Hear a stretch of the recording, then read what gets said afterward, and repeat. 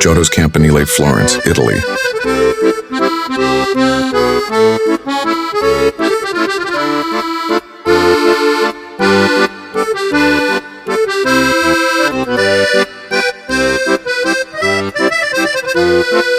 Giotto's Campanile, the bell tower of Santa Maria del Fiore, is the second must-see landmark in Florence. Construction began in 1334 under Giotto, continued by Andrea Pisano, and completed in 1359 by Francesco Talenti. The tower's facade is richly decorated with 56 reliefs and 16 life-size statues, created by Florentine masters including Donatello and Luca della Robbia. The originals are preserved in the Museo dell'Opera, while the tower itself offers breathtaking panoramic views of the city and the cathedral's dome.